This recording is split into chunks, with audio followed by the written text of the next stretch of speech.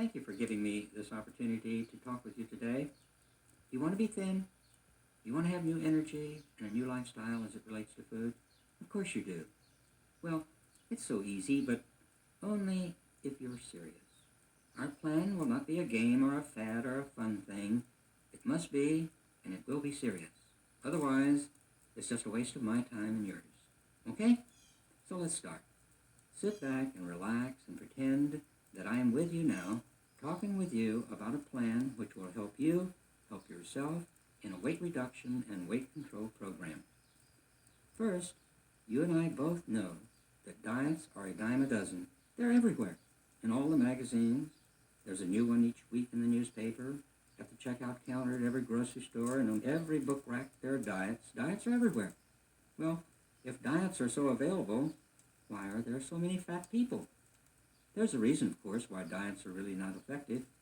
They might help you lose weight temporarily, but in due time the pounds return, don't they? And you're right back where you started. So a diet is only a small portion of the answer. The real answer to fat is attitude. You must change your attitude towards eating and your concept of the function of food. So the main thing I will talk to you about is attitude. I want you to learn to hate fat. And then I want you to learn to love thin. Let's talk about fat first. I'm not going to say a little overweight or a little heavy. If you're fat, you're fat. You know it, and I know it, and everybody who looks at you knows it. You're fat. But it's not really your fault. It's fat's fault. It's fat's fault that you can't wear good-looking clothes. It's not your fault that your tummy pooches out where it should be flat. It's not your fault that your behind is getting broader or that your cheeks are getting a little plump. It's fat's fault. I hate him, and I want you to learn to hate him too. There, I've done it, haven't I? I've given fat a gender. I call fat he. When I was fat, he made me miserable. He slipped into my body one little pound at a time, and he made me miserable. It was fat's fault that I couldn't dance like I used to. I got tired. It was fat's fault. When I went to buy clothes, I had to get those ugly fat kind, not the good-looking thin ones. And it was fat's fault. When I went to a party, I wanted to get away in a corner where no one could see me. And it was fat's fault. And I hated fat. He's miserable and he's repugnant, he's repulsive, he's despicable, he's despisable. I hated fat then, and I hate him now. But I guarantee you one thing, I will never be fat again.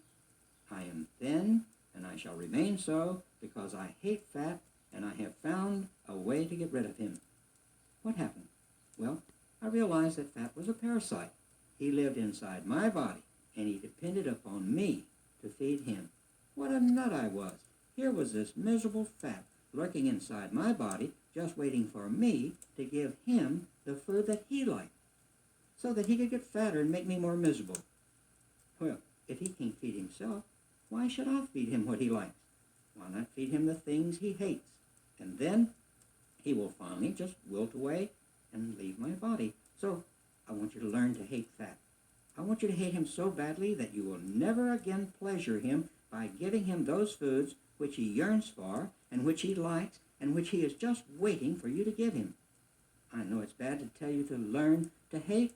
I don't hate fat people. I hate fat. And I want you to hate him too.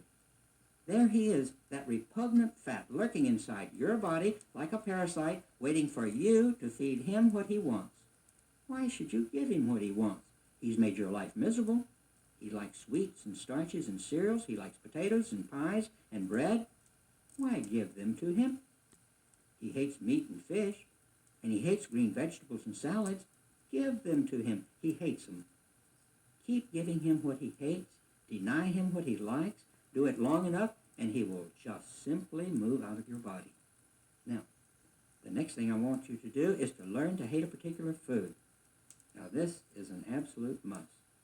I want you to pick one food that you can learn to honest to God hate. I want you to condition your mind so that when you see that particular food, it will almost nauseate you. Okay? I've learned to hate mashed potatoes. When I first started learning to hate mashed potatoes, I would remember back when I was a kid, and my mother made me take castor oil, and she would hold my nose and force a tablespoon of castor oil in my mouth, and it was terrible. And then I visualize those mashed potatoes and gravy, and I see castor oil. Then I imagine that somebody's going to forcibly throw me down on the floor and just shove those potatoes down my throat. All that terrible castor oil and those terrible, cold, ugly mashed potatoes. Now, since I have conditioned myself to have this automatic reflex, I hate mashed potatoes. It's so easy for me, and whenever I'm tempted to eat a particular food that I know that fat loves, it's easy for me to do without it, because all I have to do is to think about those potatoes. And then I get nauseated by them, and then, say, if it's pecan pie that I'm tempted by, I put that pecan pie in the middle of those potatoes, in my mind, of course, and I don't want that pecan pie anymore. It's just a conditioned reflex. Now, if you can teach yourself to do that, then it becomes so easy to deny fat those things which he wants, and it gives you a victory over fat. And I want you to have victories over fat time and time again. One of the regrettable things about our lifestyle is that almost everything we do is oriented toward food. If we go to a baseball game, we've got to have hot dogs, peanuts, and popcorn. If we go to a wedding, we've got to have cake and the little sweet mints. If we go to a birthday party, we've got to have ice cream and cake. If we go to a person's home to play bridge, we've got to have dips and snacks. So everything we do ends up with food, and what a ridiculous thing. The purpose of food is to give us energy, that's all. Food provides the calories, which provides the energy for us to live and function. If we put more calories into our body than our body uses during the day, then the body simply converts that into fat. If a day comes along when you don't put a sufficient number of calories into your body to provide a sufficient amount of energy for that day, then the body can go to this fat and draw out the energy it needs for that day. So, when you want to lose weight, you must consume less calories so that there will be a short energy supply. Then the body will turn to the reserve it has, the fat that it has, and take some of that fat to provide the energy to function for that day. We know that fat likes carbohydrate items. Fat loves beer. Fat likes potatoes. Fat likes spaghetti. Fat likes pies and cakes and bread. And so those are the items we don't give him.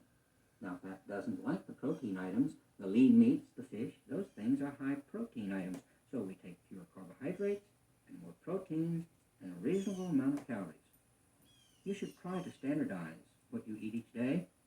Keep it simple. For instance, bacon and eggs for breakfast, a salad and a meat dish and a green vegetable for lunch, a salad and a fish dish and a green vegetable for dinner, a cup of coffee for breakfast, tea for lunch and dinner, and at least 72 ounces of liquids each day. Now, I want to talk to you a little bit about exercise. By nature, I guess I'm just a lazy person. I don't care about heavy exercise. The best exercise, as far as I'm concerned, is walking up and down stairs. Actually, there is not any exercise that I'm aware of that can burn up more calories per minute per pound of weight than walking up and down stairs. Every time you have the opportunity to walk up and down stairs, do so.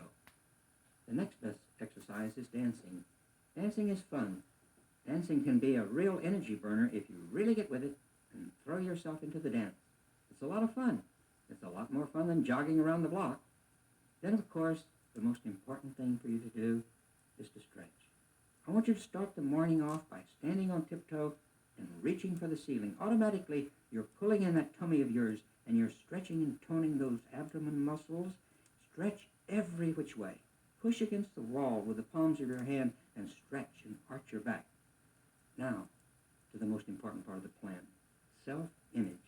I can't think of anything more important than self-image, what you think of yourself. From the very first day of your plan, you will have victories over fat. So, think of yourself as a winner. Every day, you're going to deny fat something he wants. So, think of yourself as self-disciplined. As each pound leaves your body, think of yourself as an intelligent person. You have outsmarted fat. You are a winner. You are determined. You're disciplined. You know how to get thin and how to be thin. If you can start the day off from the very minute that you get out of bed, thinking what a winner you are, and that this is going to be a great day for you, and you're getting thin, and you're keeping yourself looking great, and you do look great, and you do know how to dress well, and you do know how to walk like a thin person, and you do know how to live as a winner, that attitude will carry through with you your whole day. If you think I'm sounding dramatic about it or theatrical about it, I really am, because it's so exciting, it's so fascinating, this attitude, this self-image that you can build into yourself each morning and then carry with you all day long. What I have been asking you to do is to change your lifestyle, your attitude toward eating, and your concept of the purpose of food. In this album, there are 30 daily messages for each day of the next 30 days. By the time 30 days have passed, you should have changed your pattern of living and eating, and you will be losing weight, and you will feel better, and you will be a winner, and it's going to be an exciting time and a dramatic time.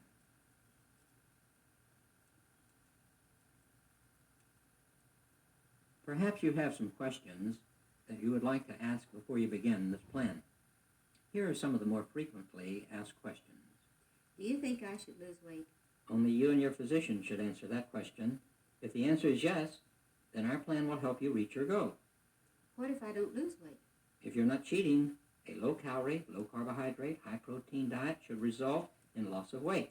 If it doesn't, then you should have a physician seek out the medical reason for failure. How much will I lose? How much do you want to lose? Be realistic and practical.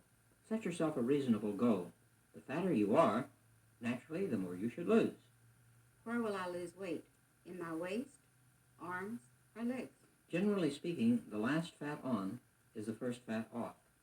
After I reach my weight reduction goal, what happens? Well, then you slowly increase your calorie intake until your weight is stabilized. This will take some experimenting on your part. Your weight will go up and down before it levels off. Won't my weight go right back up again? Of course it will, if you return to your old eating and living habits, but we hope that after 30 days you will have a new attitude toward eating and a new concept of food. What about breakfast cereals? They're terrible. Don't touch them. They're loaded with carbohydrates. What foods are the obvious ones to avoid? Sugar and starch and grains and cereal foods make weight loss more difficult. What about candy and chewing gum? Well, you should lose the candy habit and in its place use sugarless gum. It is satisfying your desire for sweets and it gives you a pleasant breath and it helps you release some of your nervous energy. Must I stop drinking alcoholic beverages? Stop drinking beer. On weekends, drink moderately if you desire, but mix distilled spirits with water only. Of course, the best thing is no alcohol at all. How much liquid should I drink and when? Well, our diet calls for 6 sugar-free Dr. Peppers a day. In addition, you should drink water regularly in the morning and in the afternoon and before retiring. What about coffee and tea? Well, limit coffee to 1 cup in the morning, then tea at lunch and dinner. However, water and sugar-free Dr. Pepper are our favorites. What can I do when I am tempted by wrong foods? Remember that the time span of temptation is very short. Withstanding the temptation for just a minute or two is usually enough to conquer it. The daily messages will help you develop control. Why can I go off my diet on the weekend? Well, you don't really go off the diet. You still shy away from carbohydrates, but you do relax and eat and drink more than on the other 5 days. It also helps to see the weekend as a short-term goal to reach. How do you feel about amphetamines and diuretics? We wouldn't dare touch them in our own personal weight plan, but there again, you should seek the advice of a physician. What exercises do you recommend? Stretching, walking up and down stairs, and dancing. Is this program oriented toward men or women? Our program has no gender direction. Unfortunately, men are less inclined to worry about their weight. What about food supplements? Well, since you're changing your eating habits and decreasing your calorie intake, you will want to check with your doctor about vitamins and food supplements. We have a Super Vitality supplement which can be purchased by mail order using the enclosed order blank. We think that it is extremely important that your system receives the food supplements it needs.